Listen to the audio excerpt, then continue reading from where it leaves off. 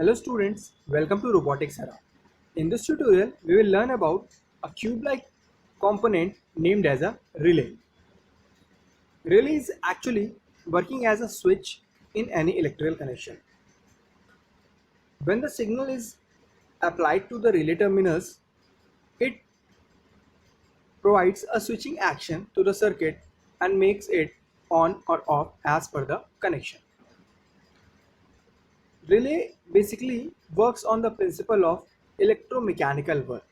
Electromechanical work means inside the relay there is an electromagnet. That electromagnet actuates when current is passing through the coil.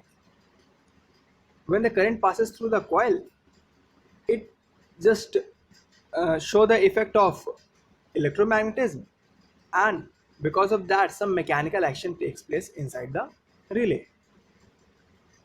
Relays are of different type. Here we will learn a electromechanical type of relay which is having a 5 terminals at the back side. Although these two relays are looking exactly same, but there is a slight difference between them. If you see the relays properly, you will find there are numbers written on it: 105 DC and 112 DC. DC represent the DC power source and 05 represent the 5 volt input voltage it requires, and it requires 12 volt voltage.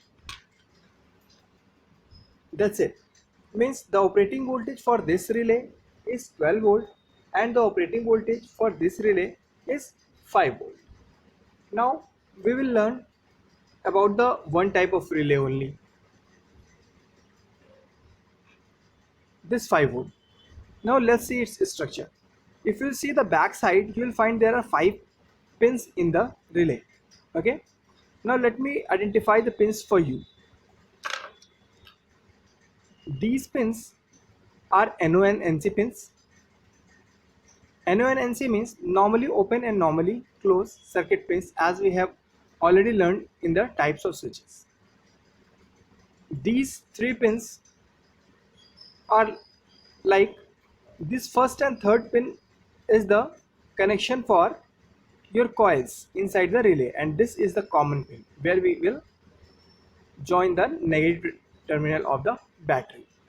Now let's see practically how it works. Just turn the relay like this and put the relay on your breadboard in such a manner that these 2 pins side will come to the positive and side of the breadboard.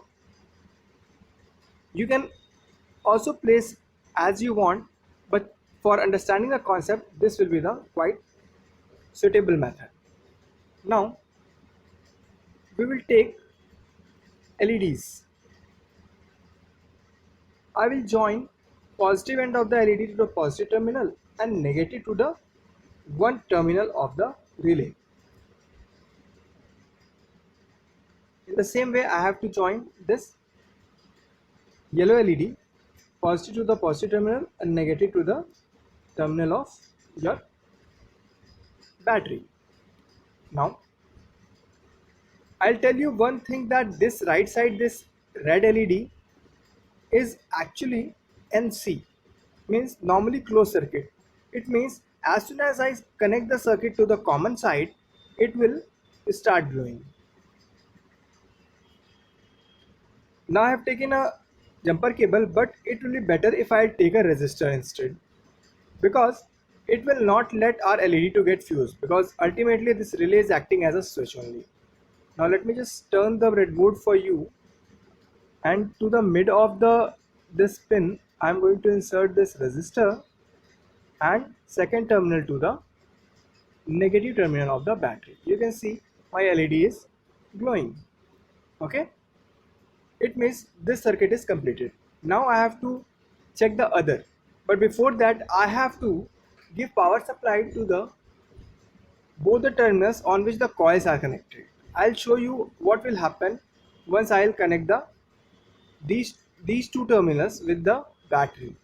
I'll take one wire from the positive side and one wire from the negative side.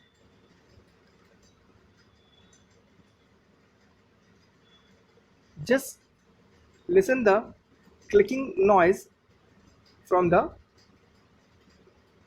relay.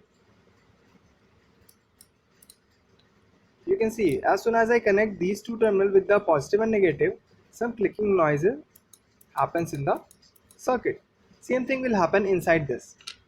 Once I will connect the positive terminal with the any one of the side of this coil, which I am going to connect this left side and positive to the positive battery, and as soon as I connect this negative terminal to our second side of relay, see the switching action takes place. It means which circuit which was at NO position, normally open position, is now becoming a closed circuit and the first one becoming off. Now as soon as I remove this, it will be a open circuit for this LED and closed circuit for this LED. Let's try to add a switch in between. What I'll do, I'll take another jumper cable, I'll connect it with the this side of my relay, and I'll take a tactile switch. I hope you have remembered how we have made the connections of the tactile switch. This will be acting as a signal terminal to us. I'm going to insert the first here and second to this terminal. Okay, see, this is a signal giving device for this relay circuit. As soon as I'm clicking it on, signal is going to the circuit and relay just switch the LED. Once I will leave this switch, it will again move to the normal position. This tactile switch can be replaced with different type of sensors as per the requirement in our circuit, and this is how this relay is working. I hope you understood the working of relay, and you will be able to use it in the different circuits. We'll meet in the next video with the new things. Bye bye.